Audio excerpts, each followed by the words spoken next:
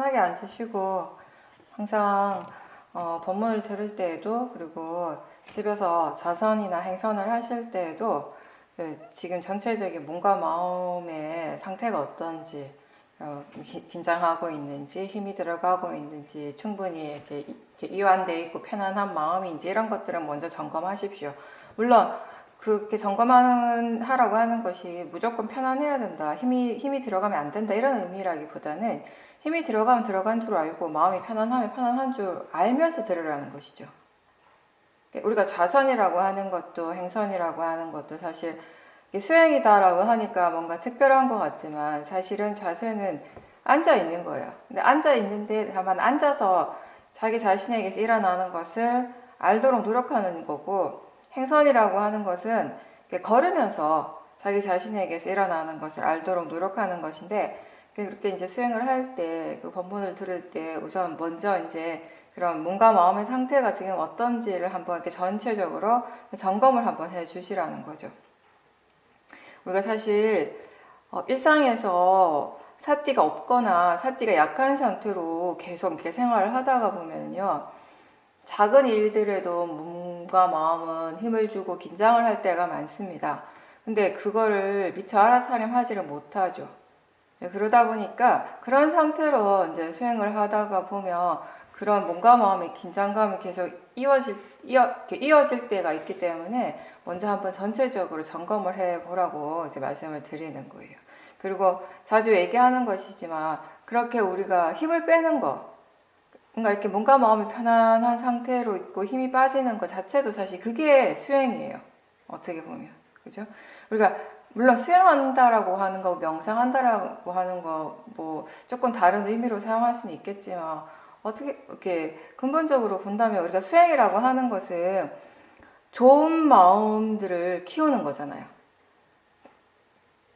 좋은 마음의 힘을 계속해서 키워나가는 일, 그게 이제 수행인 거죠. 근데 그렇게 하기 위해서 우선 알아야 될 건 뭐냐면 지금 어떤 마음이 일어나고 있는가에서 시작을 하는 것이죠. 지금 좋지 않은 마음들이 일어나고 있을 때, 지금 일어나는 마음의 질이 그렇게 좋지 않을 때 불선법들이 일어나고 있다면 그렇게 일어나고 있음을 계속 알아차림함으로 해서 점점 그런 불선법의 그 힘을 약하게 하고, 그러면서 그 반대로 좋은 마음의 힘들을 이제 키워가는 것이죠.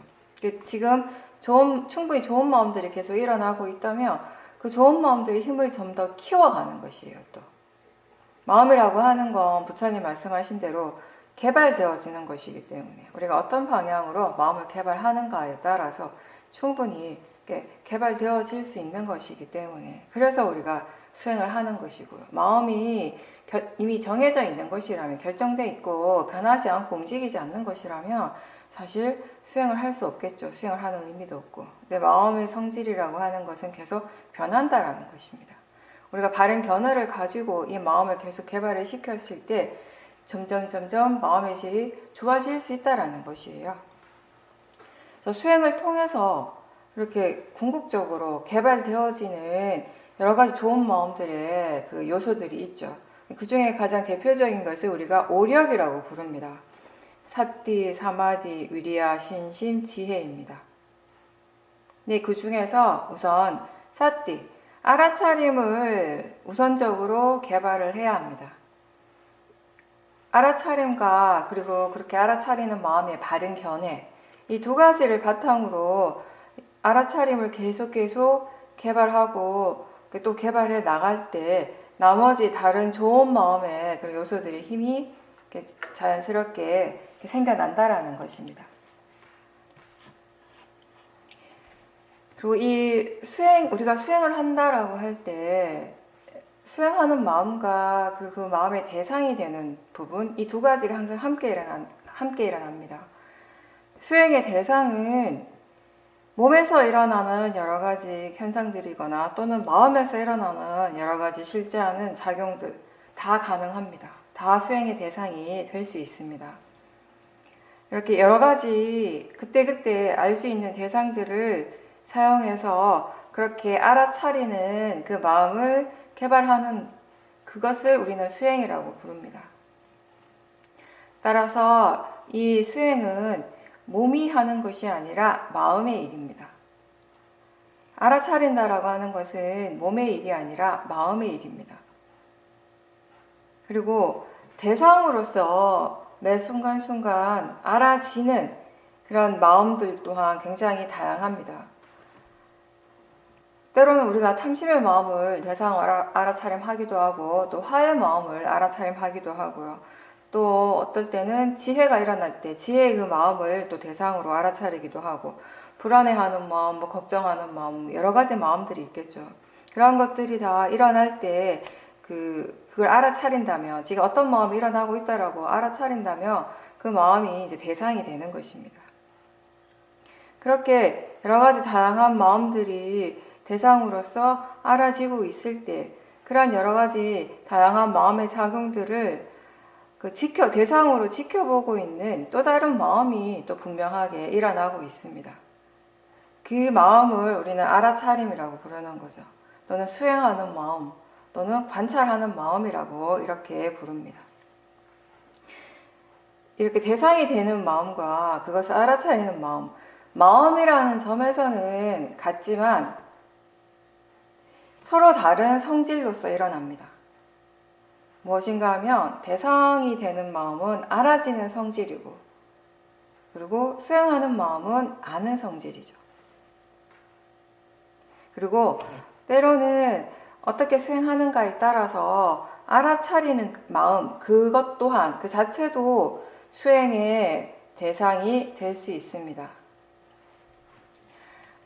안, 이, 비, 설신 5가지 감각기관에서 일어나고 있는 모든 실제하는 현상들 뿐만 아니라 마음의 여러 가지 작용들도 수행의 대상이 됩니다.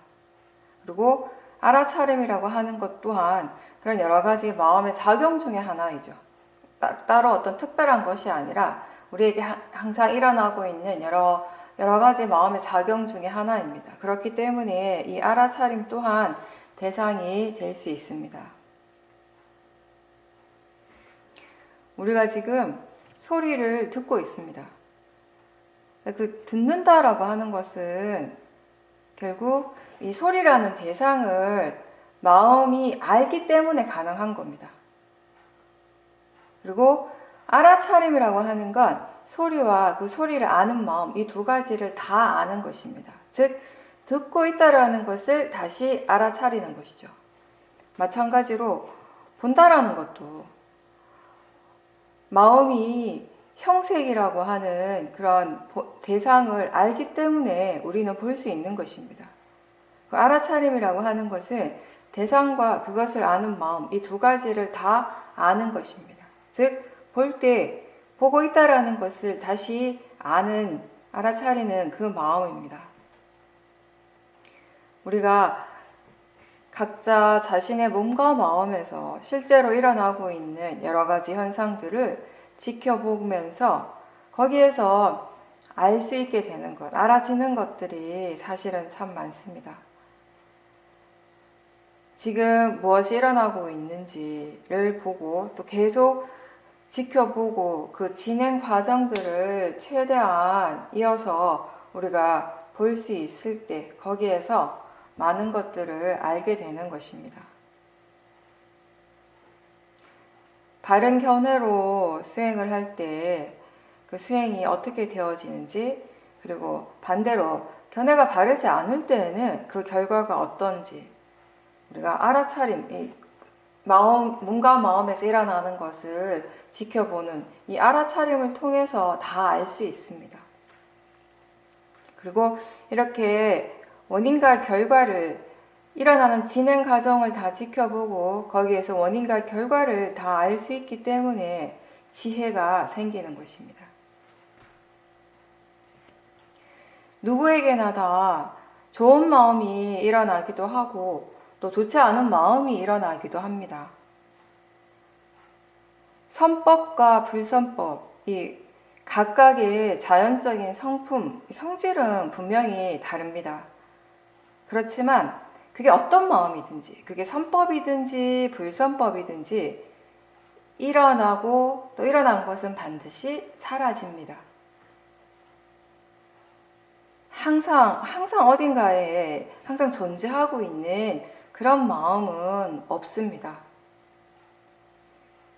사띠가 계속 이어지고 있을 때, 그때도 하나의 마음이 계속 지속되는 것이 아니라 알아차리는 성질의 마음이 계속 일어나고 또 일어나고 있는 중입니다. 같은 성질의 마음이 끊임없이 중단되지 않고 계속 일어나고 있기 때문에 수행자는 그 마음을 하나의 흐름으로 느끼게 됩니다. 그렇지만 하나의 흐름이지만 하나의 마음은 아니라는 것입니다. 그것은 우리가 무엇인가를 들을 때도 그리고 볼 때도 다 마찬가지입니다. 보는 마음, 듣는 마음이 계속 일어나고 또 일어나고 있습니다. 똑같은 내용의 생각을 계속 하고 있을 때에도 내용은 하나이지만 생각하는 마음은 계속 새롭게 일어나고 있습니다. 찬물에 손을 넣어서 차갑다고 느낄 때 그 차갑다는 관념은 하나이지만 느끼는 마음은 계속 새롭게 일어납니다. 한 마음만을 본다면, 딱 하나의 마음만을 본다면 그건 짧게 일어나고 사라지지만 그 마음의 질이 바로 다음에 일어나는 또 다른 마음에 이어지고 영향을 주게 됩니다. 그렇기 때문에 우리가 알아차림을 자꾸 반복해서 하려고 노력을 할 때 그 알아차리는 마음이 계속 일어나고 사라지고 또 일어나고 하면서 점점 그 알아차림의 힘이 강해집니다. 마음이 계속 이어지면서 반복되면서 그 마음의 힘이 점점 더 커지는 것입니다. 물론 이러한 이치는 알아차림뿐만 아니라 다른 마음에도 다 적용이 됩니다. 탐심이나 진심과 같은 번뇌에도 마찬가지로 적용이 됩니다. 그래서 우리가 화를 자주 내거나 화를 계속 내거나 탐심을 자주 일으키다 보면 그런 번뇌의 힘이 자연스럽게 점점 더 커지게 되는 것입니다. 반대로 좋은 마음이 계속 반복해서 자주 일어난다면 선법의 에너지가 점점 충만해지는 것이죠. 행복한 마음, 이런 것도 다 마찬가지입니다. 다른 사람이 나를 행복하게 해주는 것이 아니라 스스로 좋은 마음을 자꾸 일어나도록 노력을 하다 보면 행복해지는 것입니다. 그래서 이러한 마음의 성질, 이러한 법의 이치를 기반으로 해서 불교에서는 누구나 다 깨달을 수 있는 가능성이 있다라고 얘기를 하는 것입니다. 사람들마다 성향이나 깜마, 업이 다르고 또 성격 다 다르지만 누구에게나 일어나고 있는 그 마음의 근본적인 그 성질, 마음의 그 이치, 법의 이치는 누구에게나 다 같습니다.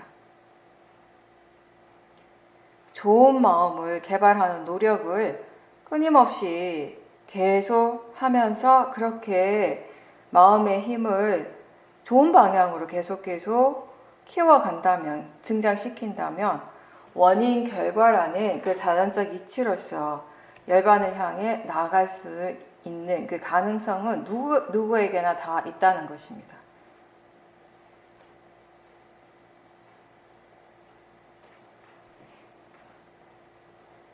우리가 꾸준히 계속해서 좋은 마음의 그런 요소들을 계속 일으키려고 노력하고 그렇게 수행하려고 하는 노력을 멈추지 않는다면은 우리가 노력하는 그만큼 불선법이 일어날 기회가 줄어드는 것입니다. 알아차림을 계속 한다는 것은 그 순간순간 선법의 힘을 키우는 동시에 불선법의 힘을 약하게 한다라는 의미도 함께 있습니다. 번뇌를 일으키지 않으려면은 번뇌가 일어날 때마다 바르게 지켜보는 것을 게을리하지 말아야 할 것입니다. 선법이 개발되면 개발될수록 마음의 느낌이 점점 더 가볍고 좋아집니다. 좋은 마음을 개발하고 바른 견해로 하루 종일 수행을 해서 그런 좋은 마음의 상태로 오래 머물 수 있다면 결과적으로 마음은 더 안정적이고 편안해지고 그리고 자신감이 생기고 법에 대한 신심이 자연스럽게 생기게 됩니다. 만약에 여러분들이 수행을 오래 하고 난 다음에 자선을 오래 했거나 자선과 행선을 계속 하고 난 다음에 몸과 마음이 굉장히 피곤하게 느껴진다거나 아니면 일상에서도 이제 수행을 하려고 노력을 하는데 노력을 하면 할수록 몸과 마음에 힘이 많이 들어가고 힘들다면은 우선 그 마음가짐을 확인해 봐야 합니다. 수행을 하기 때문에 수행하려고 노력을 많이 하기 때문에 피곤한 게 당연하다라고 생각한다면 그건 잘못된 생각입니다. 바르게 수행을 한다면 바른 마음가짐으로 바르게 하고 있다면 수행을 하면 할수록 몸과 마음이 마음의 느낌이 가벼워지는 것이 정상입니다. 만약에 그렇지 않다면 마음가짐을 점검하고 대상을 지금 대상으로 알고 지켜보는지 일어나고 사라지는 것을 나하고 상관없이 자연적 이치로서 받아들이고 있는지 또는 좋은 대상이 나타날 때, 좋아하는 대상이 나타날 때 탐심이 함께 일어나고 있지 않는지 또는 평소에 마음에 들지 않은 대상이 일어날 때 그걸 거부하거나 없애고 싶어하는 마음이 강하게 일어나지 않는지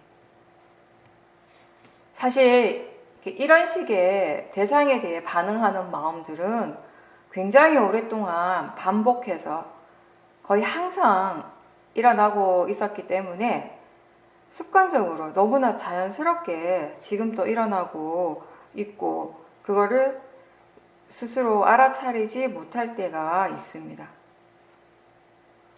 수행을 하면 할수록 피곤하고 힘이 들어간다면 번뇌로서 하는 것입니다.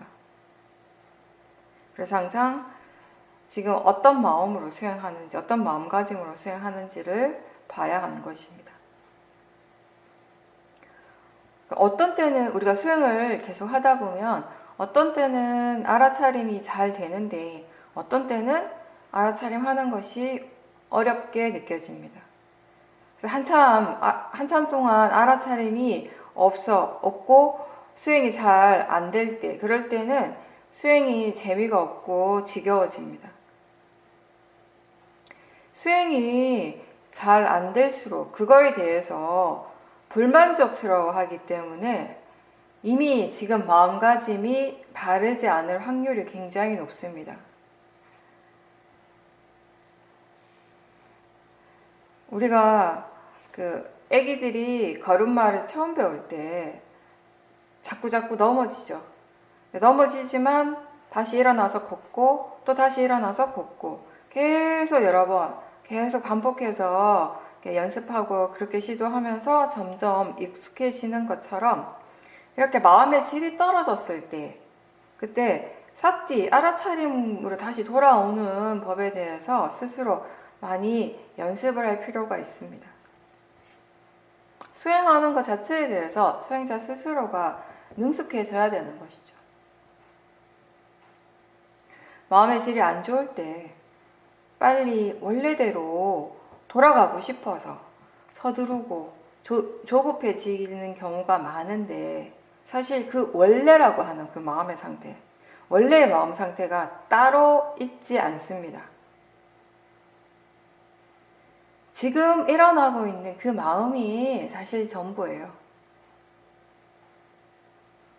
반드시 돌아가야 할, 그렇게 되어야 할 마음의 상태가 따로 있지 않다는 것을 분명하게 안다면 우리는 어떤 상황에서도 좀 더 침착하게 안정적으로 수행을 할 수 있을 것입니다.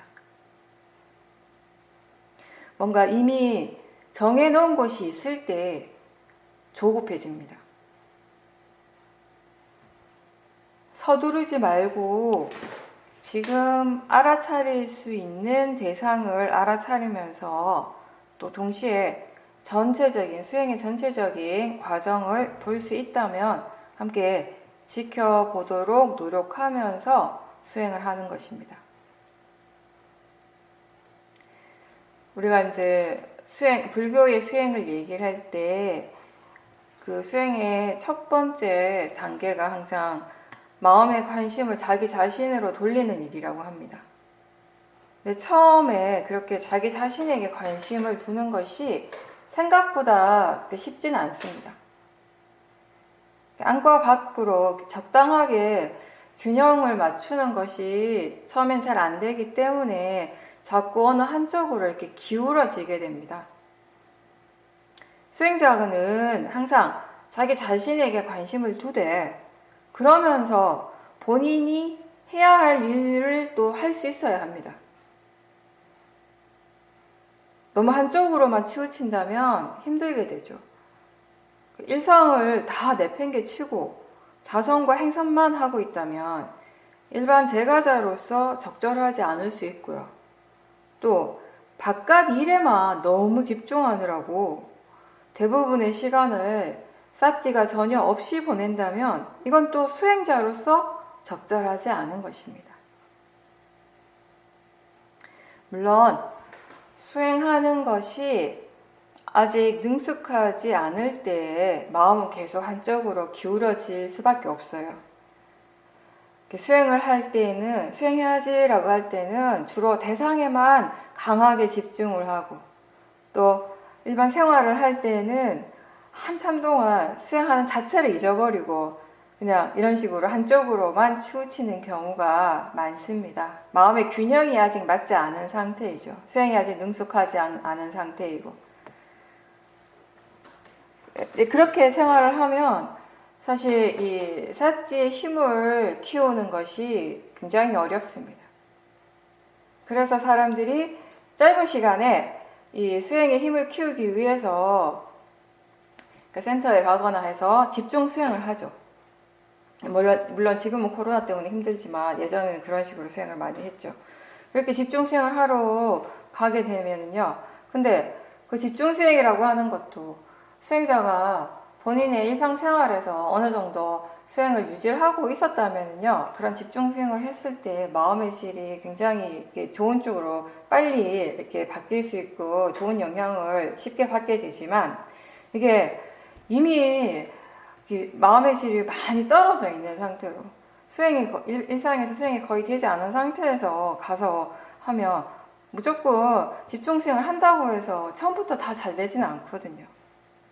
그러니까 집중 수행 가서 일주일 열흘 정도 열심히 해가지고 어느 정도 마음의 힘을 키워서 또 이제 집에 돌아와가지고는 그 마음의 균형을 맞추지 못하고 그 힘을 유지를 하지 못하고 마음의 힘이 훅 떨어지는 거예요. 그러니까 또 나중에 또 집중 수행을 하면서 마음의 힘을 키우는데 또 조금밖에 못 올라오는 거예요. 기본적인 마음의 힘이 없는 상태에서도 시작을 하니까. 그런 식으로 계속 반복이 된다는 거죠.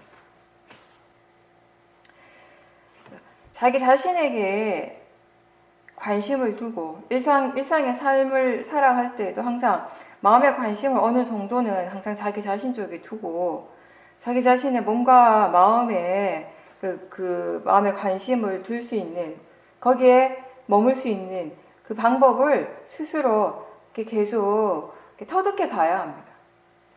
스스로 자신의 수행을 통해서 이제 배워가야 되는 것이죠. 일단 그렇게 해서 수행하는 것에 능숙해지게 되면 이제 지금까지 저 바깥에서 일어나고 있다고 생각했던 일들이 실제로 자기 자신에게서 이미 일어나고 있다는 것을 알게 됩니다. 보기 위해서 마음이 사실 저 바깥을 향해 가지 않아도 돼요. 대상을 아는 마음은 저 바깥에서 일어나지 않습니다. 자기 자신에게서 일어나고 있지. 소리를 듣기 위해서 마음이 저 바깥으로 갈 필요가 없습니다. 마음이 이미 알고 있습니다. 마음이 점점 성숙해지면, 이렇게 이해가 점점 깊어지면 우리가 아니라고 하고 밖이라고 하는 것이 사실은 그렇게 완전히 구분되어 있는 서로 다른 것이 아니라는 것을 조금씩 이제 이해하게 될 것입니다. 수행에서 가장 중요한 것은 견해입니다. 일어나는 것, 지금 몸과 마음에서 일어나고 있는 것을 내가 어떻게 하고자 하지 말고 그냥 내버려 두라고 그렇게 얘기를 합니다. 일단 일어나는 것을 일어나는 대로 그대로 두고 그 자체를 인정하고 받아들이면서 알아차림을 하는 것입니다.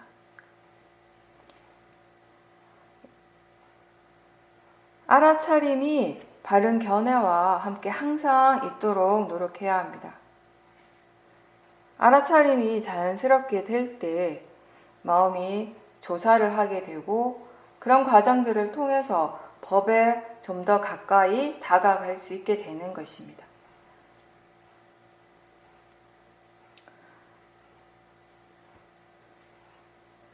알아차림을 하고 그리고 지금 일어나고 있는 것을 대상으로서 자연적 이치로서 받아들이고 또 그러면서 지금 일어나고 있는 이 상황에서 어떤 말을 해야 하고 어떻게 행동하는 것이 적절한가를 아는 것, 이 모든 것이 다 수행의 범주에 들어가는 것입니다.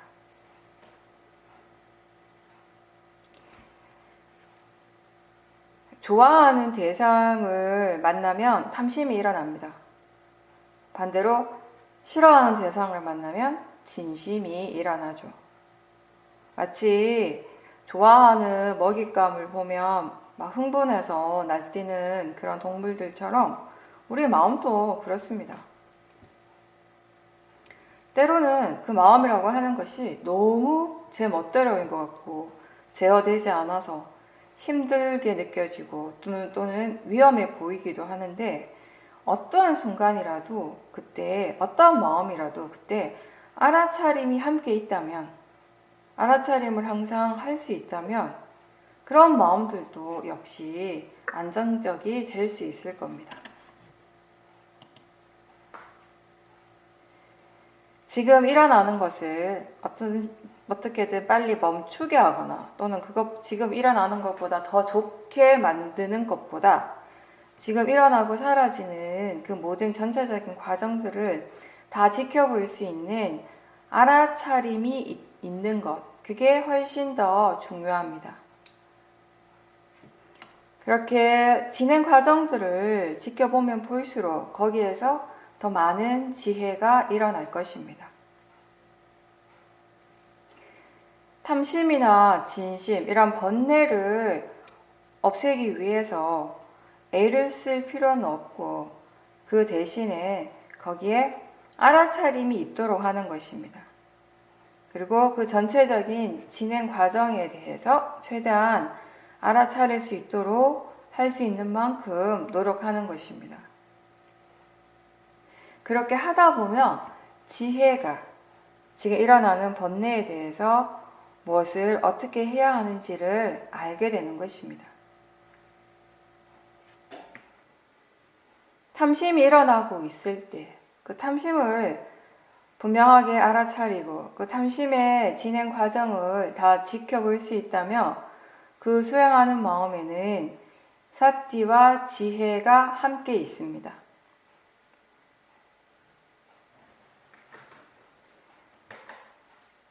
일상생활에서 우리가 알아차림을 하다 보면은 마음이 대상에 대해서 아주 즉각적으로 반응할 때가 굉장히 많다는 것을 알게 됩니다. 마음이 이게 뭐다라고 아는 순간 이미 거기 어떤 식으로든 반응을 하고 있을 때가 많습니다. 마치 어떤 식으로 이게 패턴화 되어 있는 것처럼 이미 마음이 이미 그렇게 고정되어 있고 어떤 공식같이 그런 반응들이 계속 일어나는 것입니다. 어떤 특정한 소리나 보이는 것에 대해서 마음이 그렇게 반응할 수도 있고, 또는 특정한 몸의 감각에 대해서 그렇게 반응이 일어날 수도 있고, 수행을 하지 않을 때에는 그런 반응 자체를 어쩔 수 없는 것, 또는 원래 그런 것이라고 생각을 하고 내버려 두겠지만, 알아차림을 계속 하게 되면 이제 그런 마음의 반응들이 사실은 필요하지 않다는 것을 이해하는 그런 교훈을 우리가 갖게 됩니다. 그러한 것들이 결국 번뇌로 인해서 일어나는 것임을 알게 되면, 그리고 그게 전혀 이익이 없다라는 것을 이해하고, 또 그것이 더 이상 필요하지 않다라고 이해하게 되었을 때, 그렇게 자동적으로 일어나는 마음의 반응 또한 멈추게 되는 것입니다. 일상에서 우리가 많은 말을 하게 됩니다. 여러 가지 행동에 대한 선택을 해야 되고요. 근데 말을 잘못하거나 또는 바르지 않는 행동을 하고 나면 그것 때문에 스스로 고통을 받게 됩니다.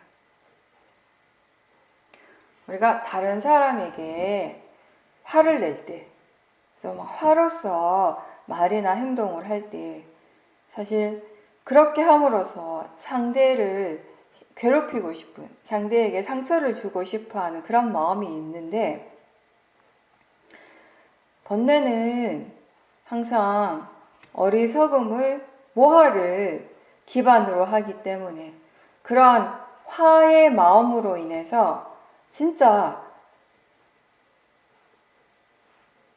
자기 자신이 먼저 상처를 받고 자신의 마음에 해가 된다는 사실을 미처 알지 못하는 것입니다.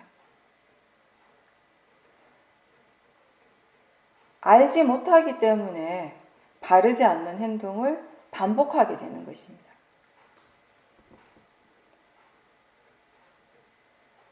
그런 경우에도 우리가 알아차림을 계속 하려고 노력한다면, 알아차림을 유지하면서 그러한 전체적인 그런 원인 결과의 그런 진행 과정들을 지켜볼 수 있다면, 또 그 알아차림을 통해서 또 조금씩 배우게 되겠죠.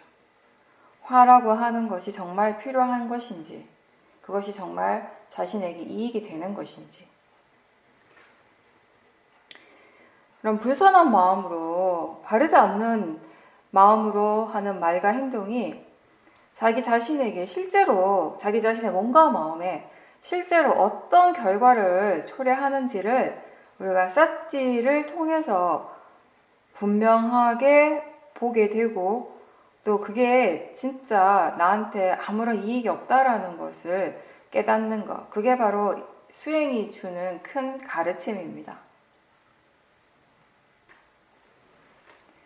그렇게 우리가 이 번뇌에 대해서 배우고 원인과 결과에 대해서 이해를 할 수 있을 때, 이제 우리는 스스로 지금 무엇을 해야 하고 무엇을 하지 말아야 할지, 그리고 언제 멈춰야 하는지, 언제 계속해야 하는지, 그 말의 적절함이라는 것이 무엇인지, 어떻게 말을 해야 하고 언제 해야 할지, 이러한 것들을 다 배울 수 있게 되는 것입니다.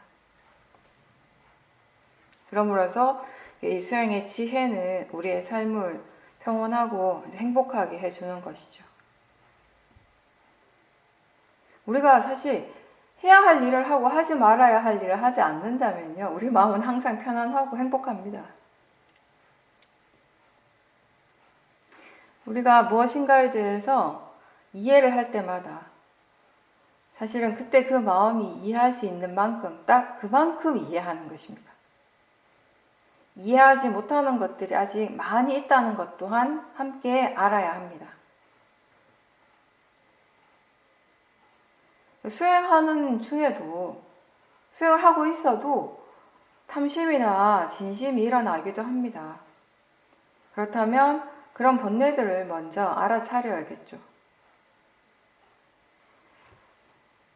일어날 때마다 알아차림한다면, 항상 알아차린다면 그런 번뇌의 성질을 이제 이해할 수 있게 됩니다. 탐심의 특징은 뭔가 끈끈하고 만족하기 어렵다라는 것입니다. 어떤 결과에 대해서 만족하기 어렵고 또 만족한다 하더라도 그렇게 하나의 어떤 결과에 대해서 만족을 하고 나면 이 탐심은 거기에서 끝나는 것이 아니라 또 어느새 다른 대상을 향해 가고 있을 것입니다. 수행하고 있으니까 몸과 마음에서 다 좋고 바른 것만 일어나는 것이 아니라 우리에게 일어나는 모든 것들은 일어나야 할 대로, 일어나야 할 것이 일어납니다.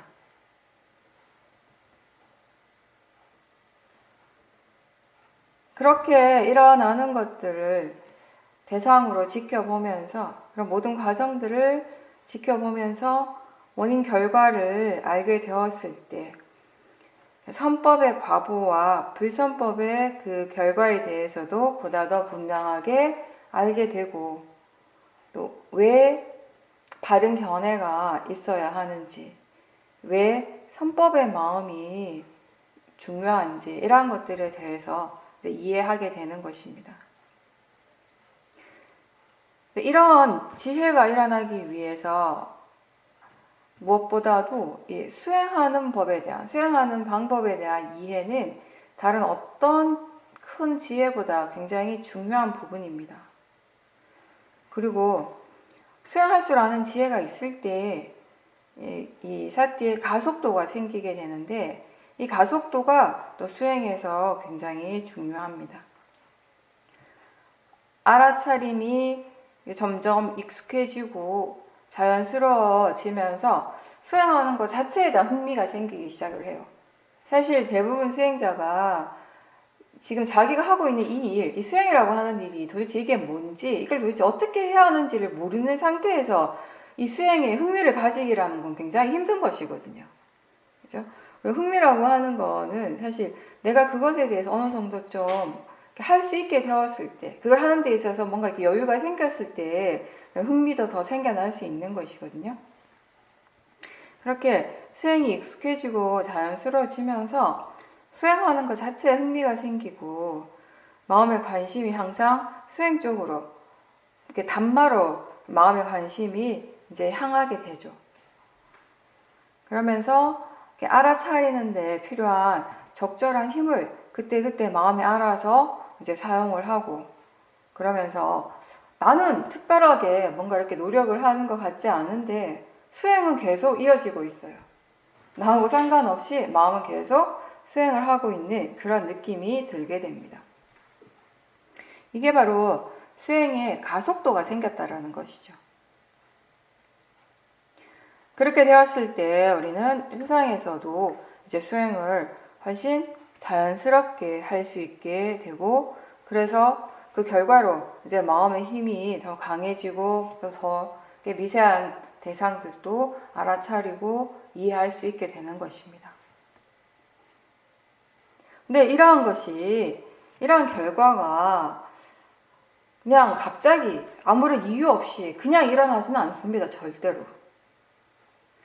가속도가 생길 때까지, 즉 내가 애를 쓰지 않아도, 내가 특별히 노력하지 않아도 마음이 알아서 자연스럽게 수행을 할 수 있을 만큼 그렇게 능숙하게 될 때까지 탐심 없이 계속 인내심을 가지고 수행을 하려고 하는 노력을 계속 기울여야 하는 것입니다.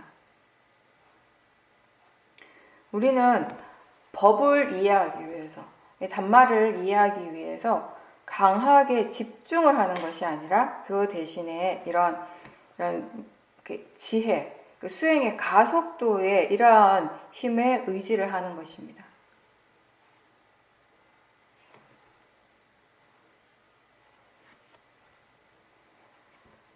일상에서 이제 삶을 살아가다 보면, 생활을 하다 보면 많은 인간관계가 생기고 또 거기에서 일어나는 많은 번뇌들이 있습니다. 근데 그게 이제 그 관계에서 일어나는 번뇌는 사실 사회생활뿐만 아니라 집안에서, 가족 간에도 번뇌가 많이 일어날 겁니다.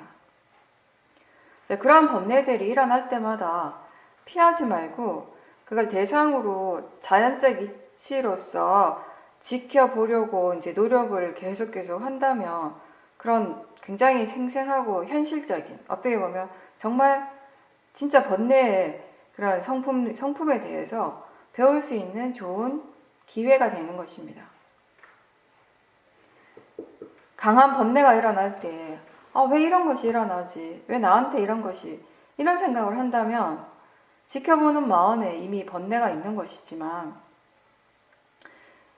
이 번뇌가 그냥 단지 대상이고 이걸 통해서 새로운 것에 대해 배울 수 있는 기회라고 생각한다면 그때는 수행하는 마음에 충분한 지혜가 있는 것입니다. 같은 대상에 대해서도 번뇌와 지혜는 전혀 다르게 생각을 하고요. 마음이 어떻게 일을 하는가도 전혀 다릅니다. 다르게 일을 하니까 그 결과도 전혀 다르겠죠. 수행한다라는 것은 우리가 학교에서 학문을 배우는 것하고는 다르게 사실 실제 자기 자신의 삶에서 일어나는 그런 여러 가지 이 굉장히 현실적인 이러한 번뇌들을 직접 경험하고 그걸 알아차리고 지켜보면서 배워가는 이 과정이 굉장히 중요합니다. 본문을 통해서 배우는 많은 부분들은 그럼 수행을 어떻게 해야 하는가, 어떻게 지켜봐야 하는가의 부분이 되고 그 지혜가 갖추어지면 이제 직접 수행을 통해서 무엇을 이해할 수 있는지, 얼마나 이해하는지, 그리고 이러한 지혜가 마음에 어떻게 영향을 주는지 이러한 부분들에 대해서 스스로 이제 알아가야 하는 것입니다.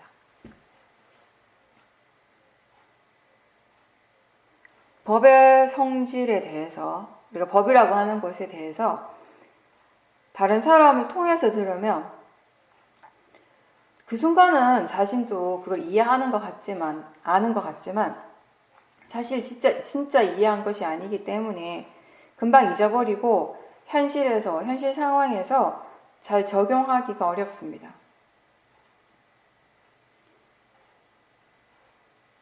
지금 일어나고 있는 번뇌를 싫어하거나 거부하지 말고 그냥 기꺼이 받아들이고 인정한다면, 대상으로서 알아차림한다면 거기에서 우리는 많은 것을 얻을 수 있습니다.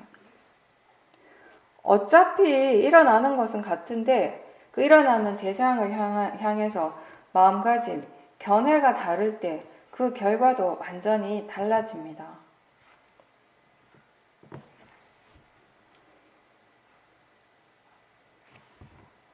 그런 과정들을, 그런 전반적인 과정들, 우리가 어떤 마음가짐, 어떤 견해로서 수행을 할 때 그 결과가 어떻게 되어지는가를 계속 그 전체적으로 그 원인과 결과를 다 이렇게 지켜볼 때 그런 그 알아차림을 통해서 우리가 이제 바른 견해에 대한 지혜가 좀 더 단단해지게 되는 것이죠. 더 깊어지게 되는 것이죠.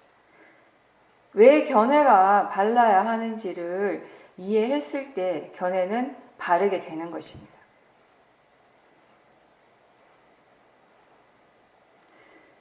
우리가 이제 수행을 할 때 어려운 대상 가운데 하나가 이제 생각의 부분이에요.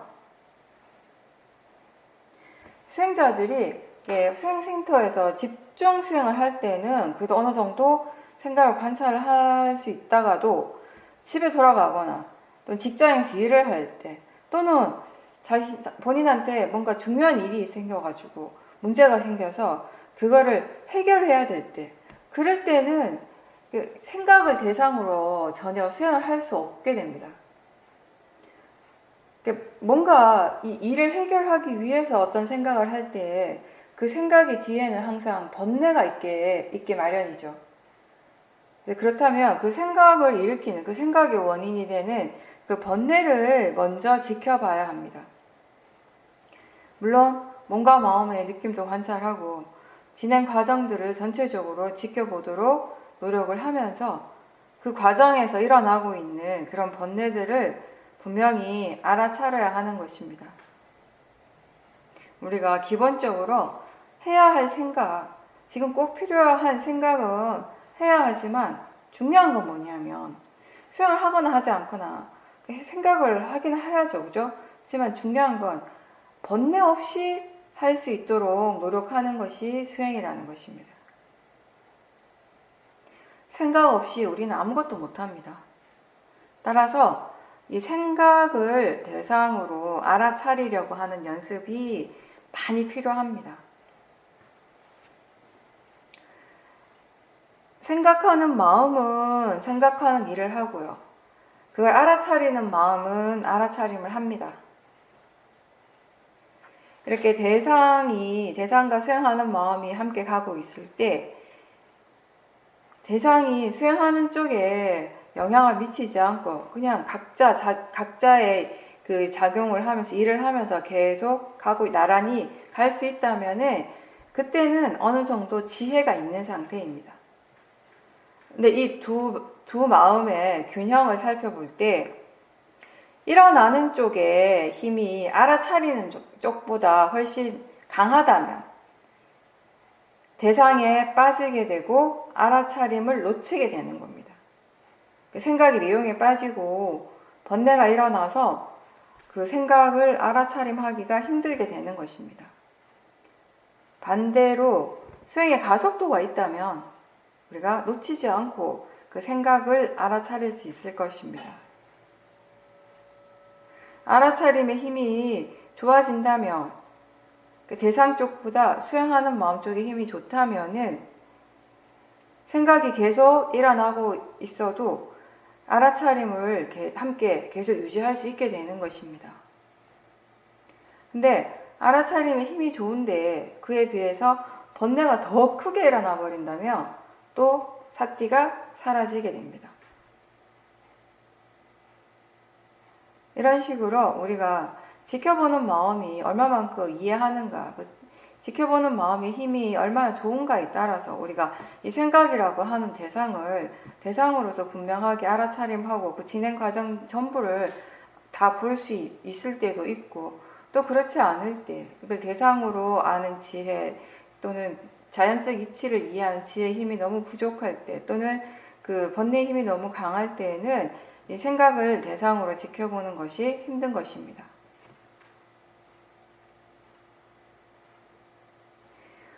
언제 무엇이 일어날 때든지 알아차림이 항상 함께 있으려면요, 사띠와 지혜가 있어야 합니다. 바른 견해의 지혜가 있을 때 사띠의 힘은 좋아집니다. 그냥 바른 노력만으로 가능하지 않고 바른 견해가 항상 함께 있어야 합니다. 그 수행은 어떤 일에 대해서, 뭔가에 대해서, 법에 대해서 내가 깊이 생각하고 그거에 대해서 분석해가지고 이건 뭐다라고 결론을 내리는 일이 아니고 지금 몸과 마음에서 일어나고 있는 그 현상들과 그 진행 과정을 최대한 알아차리는 것입니다. 원인과 결과에 대한 그 이해는 그거에 대해서 깊이 생각해서 일어나는 것이 아니라 꾸준하게 계속 알아차림을 하다 보면, 수행을 계속 하다 보면 어느 순간 분명하게 일어나는 지혜입니다. 알아차리면서 몸과 마음에 대한 정보를 많이 가지고 또 적절하게 조사를 하게 된다면 그런 지혜가 생길 것입니다. 이렇게 알아차림을 통해서 우리가 몸과 마음에 대해 많이 아는 것이 중요하지 일어나는 것에 대해서 스스로 너무 깊게 생각하는 것은 수행에 별 의미가 없습니다. 오히려 그렇게 하다 보면 본인이 생각하고 싶은 대로 생각하고 또 그걸 믿어버리면 법에 대해서 잘못 이해할 수도 있게 됩니다.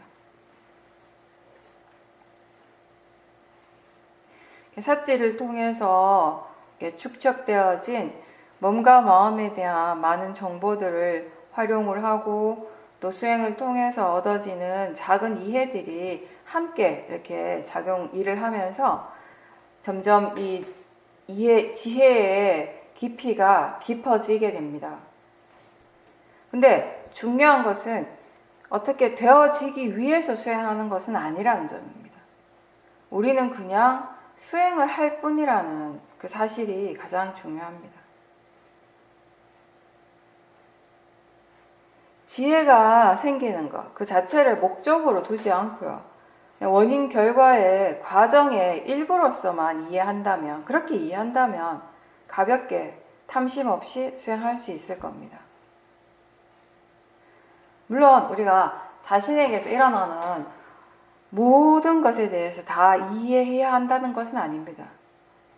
이해할 수 있는 것이 있는가 하면 또 그렇지 못한 부분들이 더 많을 것입니다.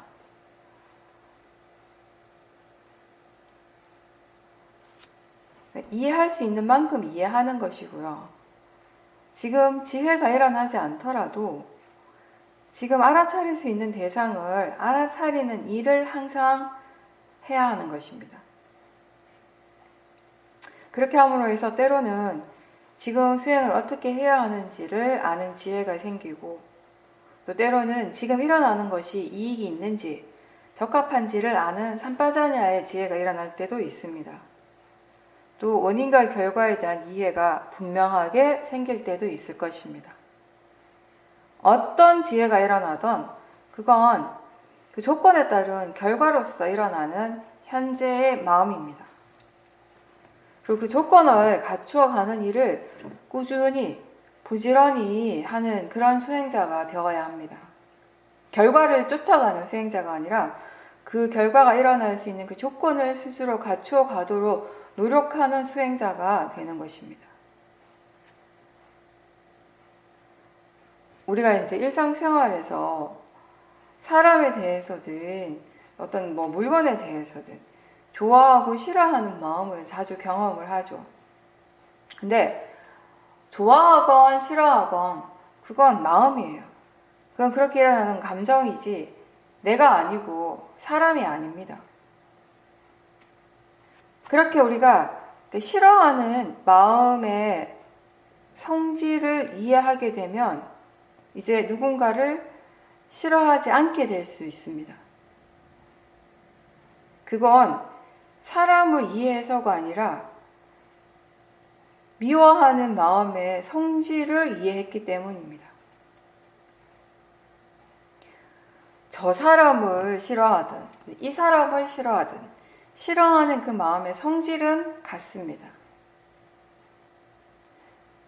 한 사람에 대한 미움이 사라져도 그 싫어하는 마음은 또 다른 사람을 향해서 일어날 수 있습니다.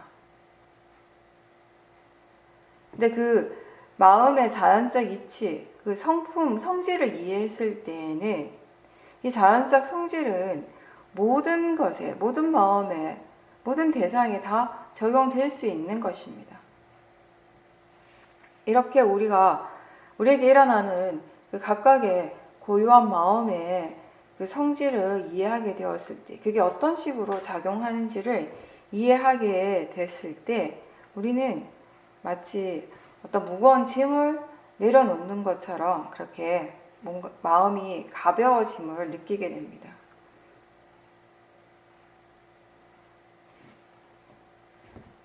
법에는 좋은 것도 없고 나쁜 것도 없습니다. 선법도 대상이고 불선법도 대상입니다. 좋은 느낌이든 나쁜 느낌이든 둘 다 법입니다. 단마. 아름다운 것을 보든 추한 모습을 보든 보는 그 자체는 법입니다.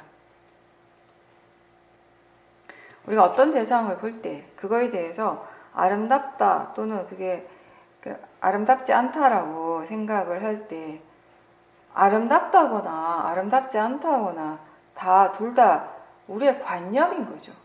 그냥 그렇게 생각하는 것이죠.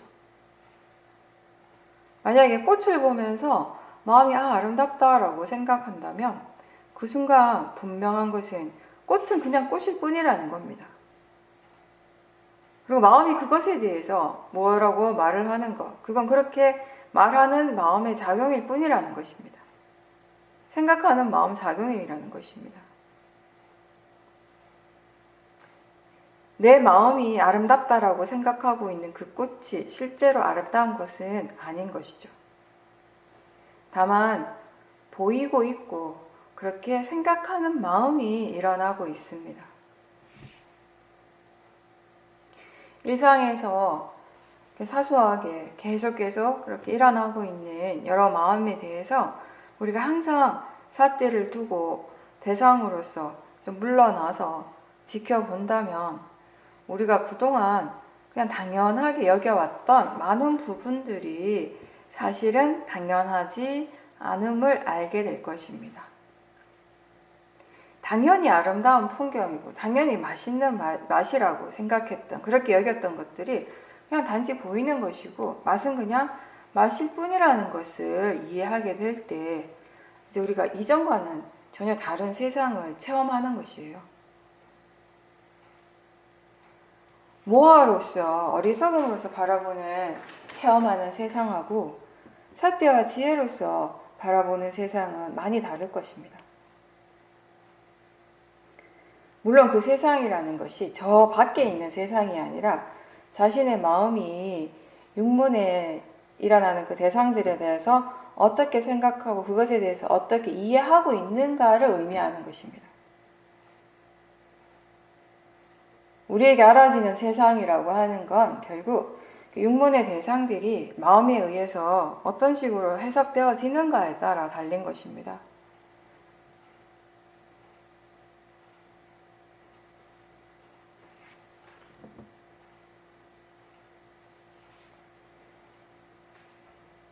우리가 관습적으로 그냥 안과 밖이라는 단어를 사용을 합니다.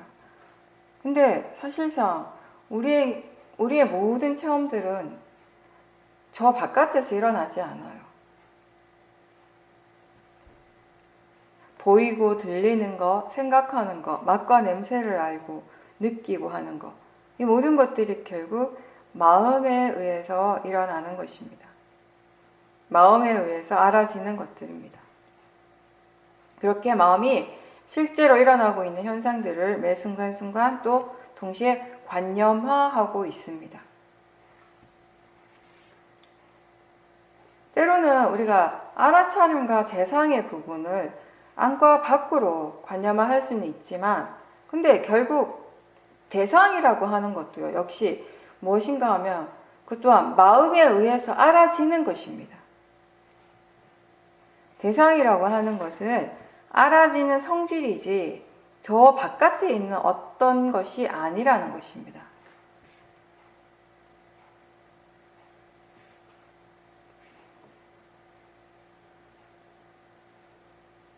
그런 부분들에 대해서 우리가 조금씩 이해를 하게 되면요, 이 마음의 관심이 자연스럽게 자기 자신 쪽으로 이렇게 돌아가게 됩니다. 자기 자신을 향하게 될 것입니다. 그 법에 대해서, 단마에 대해서 생각을 하지 않을 때 번뇌가 일어나기가 쉽습니다. 그리고 우리가 수행을 할 때 이 자기 자신의 그 생활과 이 수행을 이렇게 조화를 시키려고 노력을 하지 않는다면, 다시 얘기해서 일상에서 법이 항상 함께 있도록 열심히 노력하지 않는다면은 오랫동안 수행을 해도요, 이런 수행이 발전한다라는 그런 느낌을 느끼기가 어려울 것입니다. 집중 수행할 때는 수행에 대해서 막 집중적으로 굉장히 많은 노력을 기울이지만 집에 돌아가서는 전혀 그렇게 하지 못한다면요, 수행이 계속 이렇게 제자리 걸음을 하게 될 수밖에 없어요. 근데 이 집중 수행이라고 하는 것이요, 꼭 수행센터에서만 가능한 것은 아닙니다. 각자 집에서 자신의 스케줄에 맞춰가지고 자선과 행선을 하고 시간이 많다면 뭐 반복적으로 할 수도 있고요. 그렇게 삿대의 힘을 키우고 또 그것을 바탕으로 일상에서 더 주의 깊게 알아차리고자 계속 노력을 한다면 그 자체가 집중 수행 하시는 거예요. 수행에 대한 노력과 바른 마음가짐은 어디에서나 계속 이어져야 하는 것입니다. 그거를 잊지 마시고 그렇게 될 수 있도록 노력을 항상 기울여야 합니다.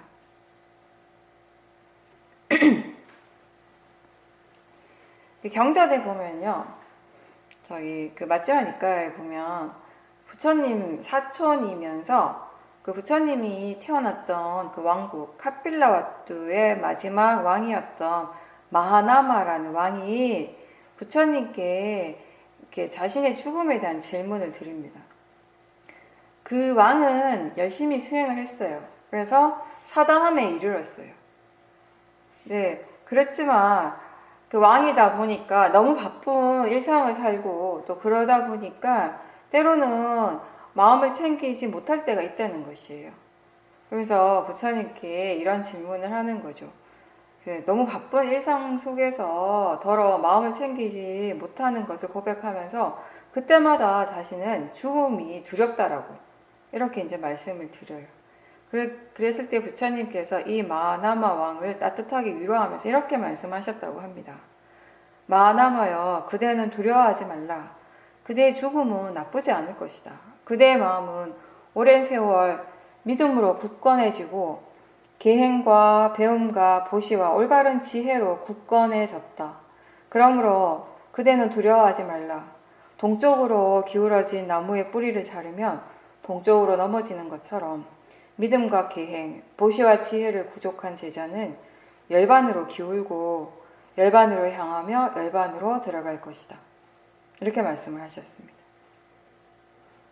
오랫동안 계를 지키고 바르게 수행을 계속 꾸준하게 해오면서 그렇게 마음의 방향성이 선법을 향하고 있다면은 그 결과로서 언젠가는 열반으로 들어가는 것, 이 마음이 열반을 향해 가는 것은 자연적인 이치라는 것입니다. 결과에 대한 기대나 두려움보다는 지금 이 순간에 알아차림에 집중하는 사람이 바르게 살아가는 수행자의 모습일 것입니다. 그렇게 했을 때 나머지 그 결과는 우리가 원인 결과, 자연적 이치로서 받아들일 수 있는 마음의 힘을 충분히 키우게 되는 것입니다.